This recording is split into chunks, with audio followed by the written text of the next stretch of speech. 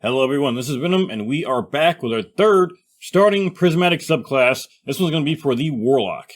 Now, we are going to be going over all the available abilities we'll be able to use with our Prismatic Warlock once Final Shape starts. Again, it's not going to be a custom build, it's going to be what you're going to have available for you once you start Final Shape. Once you unlock Prismatic, these will be the actual starting abilities you will have.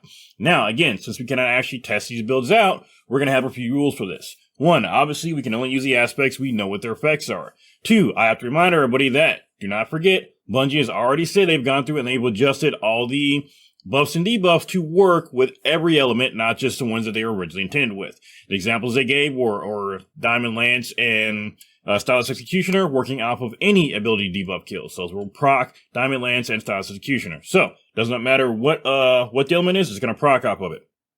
And 3, we're only going to be using existing exotics with the actual main build, but then at the very end, I will speculate what exotics I'd like to see combined to make that one better, if they're possible. But for now, we're only going to be using the exotics that actually, are in-game.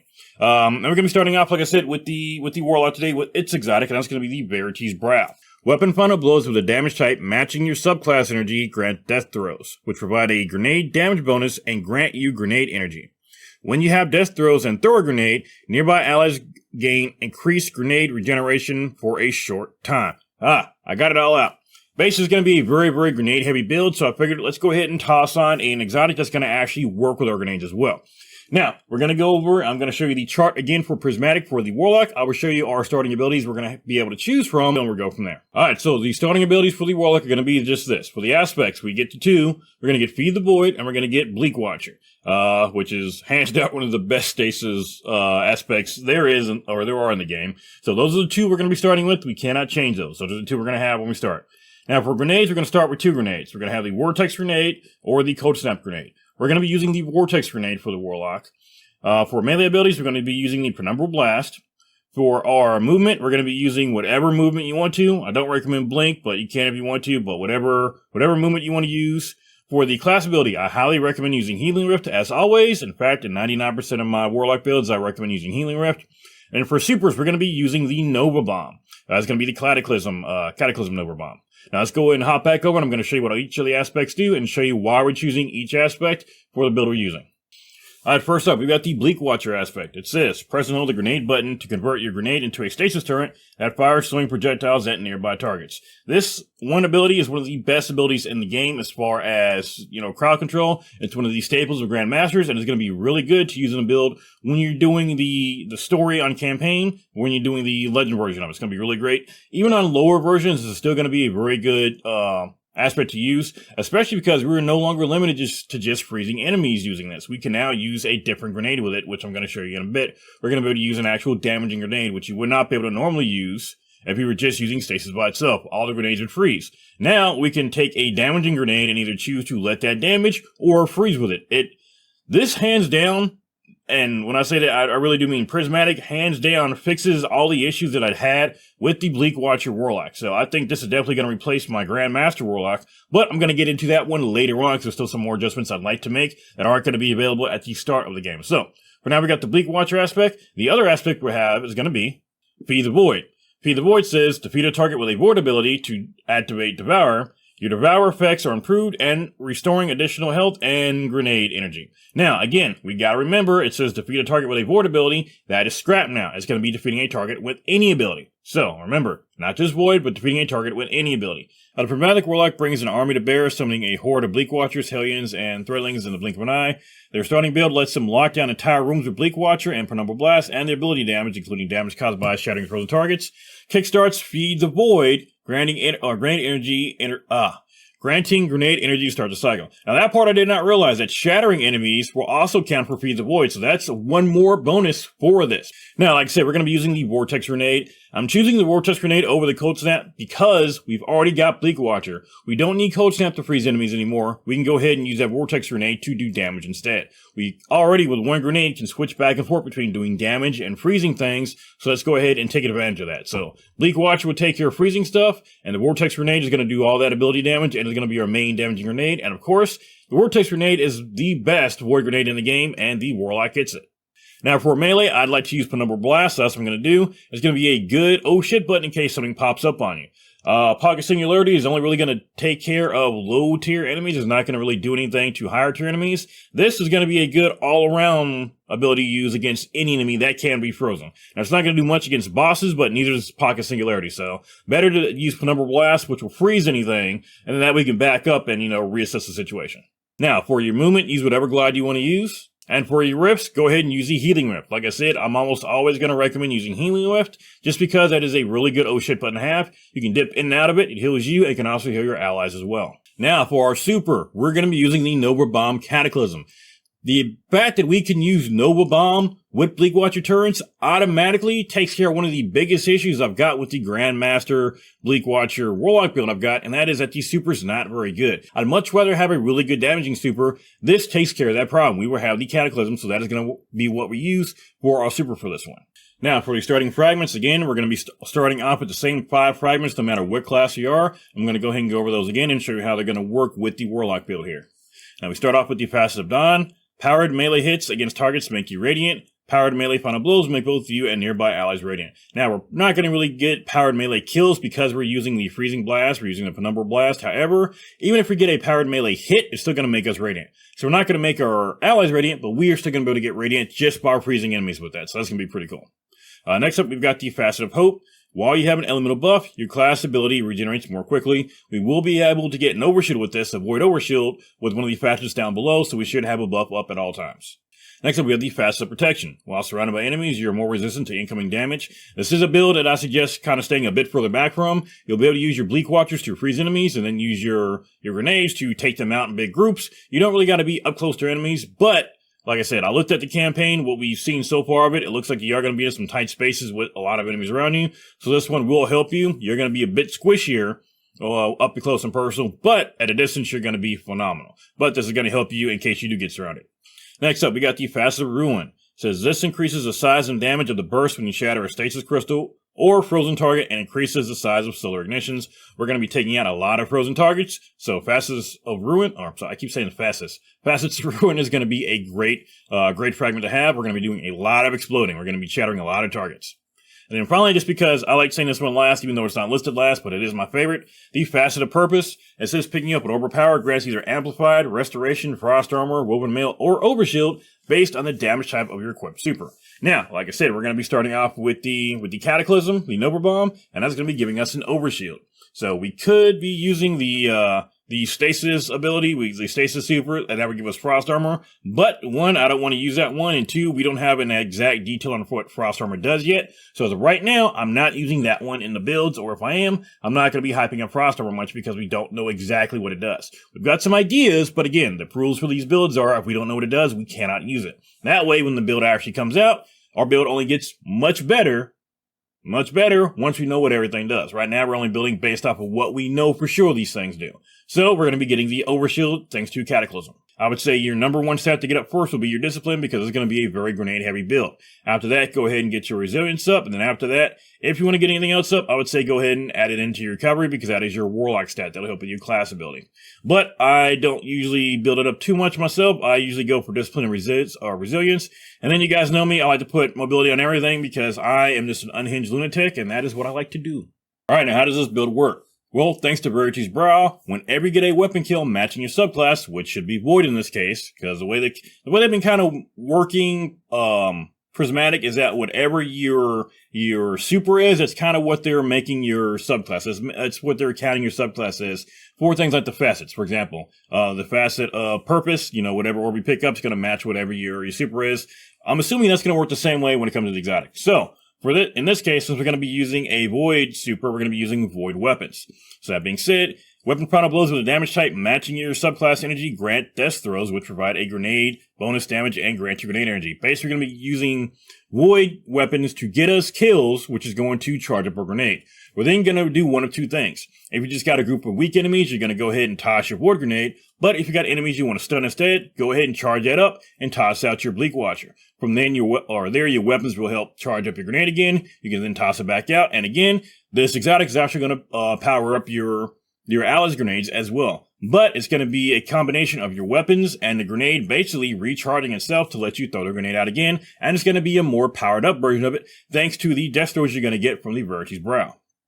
Now, what are some good weapons to use? Well, I'm going to be using definitely my Recluse. I just roamed one out the other day that has Subsistence and Desperate Measures on it. This is going to work perfectly with this build because Desperate Measures also works off grenade kills. Let me read what it does, just in case you don't know.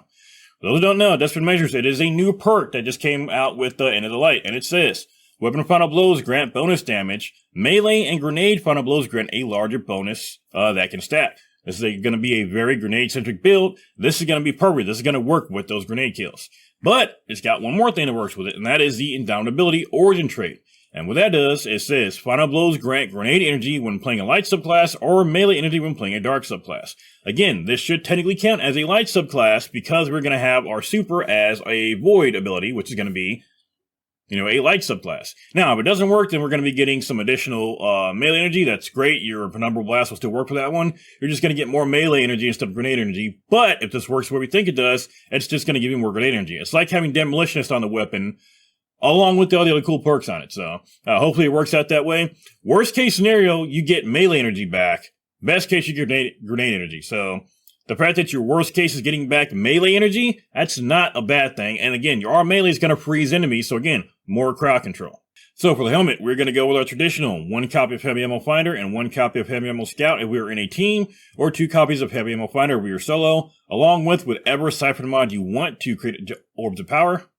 So for our arms, we're going to have on a copy of Firepower. That's going to give you an overpower with a grenade kill. We should be getting plenty of those. And then we're going to have on a copy of Bolstering Detonation. It says grant class ability energy when you cause damage with a grenade. And then a copy of Momentum Transfer. It says causing damage with a grenade reduces your melee cooldown. We're not going to put any melee-centric mods on the arms just because our melee is not really going to be killing anything. It's going to be freezing things. So all of our mods for our arms are going to be all grenade-centric. Now, you can go ahead and do something like take off the Momentum Transfer and toss on a fastball. That will increase how far you throw your grenade. It can be especially helpful with the Bleak Watcher grenades, just in case you want to get those turns further out. So that is one you can consider tossing on there instead of either the Bolstering Detonation or the Momentum Transfer. Personally, I'd say go ahead and take off the Momentum Transfer to put on the fastball if you want to put that one on. Next up for the chest, I would have on a copy of Charge Up to help us have an additional armor charge, and I'm going to get into why later on. Whatever resistance mod you want, and then whatever reserve mod you want. You can take out the reserve for another resistance because we've got on a Charge Up. And I do kind of like to have on 2 resistance mods if possible. But it's really up to you. If you're doing lower tier content, you can really get away with just the 1 resistance. If you're doing higher tier stuff, I'll probably go ahead and toss on a 2 resistance mods. But the charge up is going to come in handy to help us get our class energy back and our grenade energy back. Next up for the legs, we're going to be using a copy of Stacks on Stacks. This makes it to where when we pick up an overpower, we're going to get an additional stack of armor charge. Now we've got on 1 copy of Charge Up, which means all we got to do is pick up 2 orbs of power and be fully charged up, all 4 of our armor charges. After that, we got on a copy of Recuperation to give us health when we pick up an overpower, and a copy of Innervation to give us energy for a grenade. Now, if you got the space to do it, you can toss on a copy of Absolution instead, but the grenade is going to be the more important thing. So I ran out of room, and the grenade is going to be the priority, so that's why we got on a copy of that. And then finally, for our class item, we've got on Powerful Attraction. This will bring Orbs of Power to us when we use it. It's going to be our Rift. That way we can stand there and have them come to us. We're also going to have on a copy of Utility Kickstart. It says when your class ability energy is fully expended, your armor charge is consumed, and you gain class ability energy for each armor charge used. This basically helps our oh shit button, our Healing Rift, charge back up quickly. And then finally, on the absolute off chance that we are out of grenades and we have no other way to get some, go ahead and use a copy of Explosive Finisher. It says, finishers restore grenades. It consumes 3 or more stacks of armor charge, granting additional energy for each charge consumed. In case you have no other way to get grenade energy and you're totally out, you can go ahead and use your armor charge to use explosive finisher to get you some grenade energy to help you either A, freeze enemies, or B, just take out a group of them using your vortex or your void grenade. Now, if I can combine 2 exotics to improve this build, the ones I would use would be the Start Your Scales, which we know is going to be in effect because we actually saw it in the dev blog. So Start Your Scales would be the first one. And then the second, I'm going to go ahead and pull from Titan and say the Armamentarium to give me a second grenade charge. That would be awesome for this one. Now it's going to be a bit harder to get a second grenade charge with the Warlock builds I'm using right now because I'm using a Void Grenade instead of Cold Snap. Armamentarium, the effect on it would be perfect because that would just give me a second grenade period, no questions asked. And then like I said, that Start Your Scales would then charge up and make our Cataclysm even stronger. Cataclysm is already a very strong super. I would love to see what Cataclysm looks like with 8 charges of Start Your Scales. That's going to be insane damage, and it's very quick DPS. It's a one and done. You get right back to whatever DPS you're doing.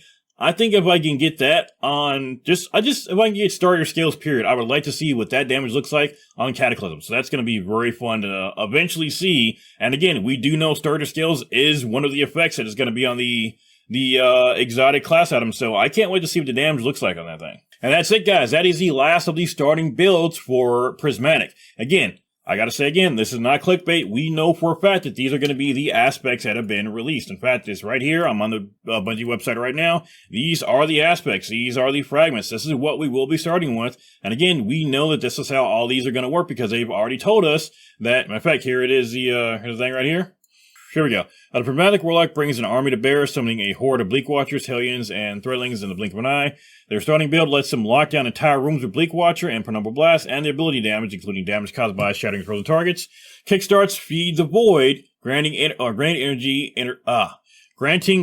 to start the cycle. Now that part I did not realize, that shattering enemies will also count for Feed the Void, so that's one more bonus for this. But again, they've already described that these are how these builds are going to work. So this is not clickbait, this is not speculation, this is how the build is going to work, and I cannot wait to do it. Now, some of the details that we haven't discovered yet are going to come through testing once it actually comes out. Again, the way I have restricted myself from making these builds, when we actually get our hands on the builds, we're going to find that the builds are actually much stronger than what I have described. I purposely kind of died the builds down a little bit, and I purposely assumed that some things don't work together, even though Bungie's pretty much already come out and said that they definitely will. So this one right here, I did not think Bleak Watcher actually would work to give us back grenade energy, but they've already come out and said, yes, it will. So that's not one I'd added into my build, but yeah, your Bleak Watcher shatters are going to help get you back your grenade as well, not just those void grenade kills and not just your weapon kills. So I cannot wait.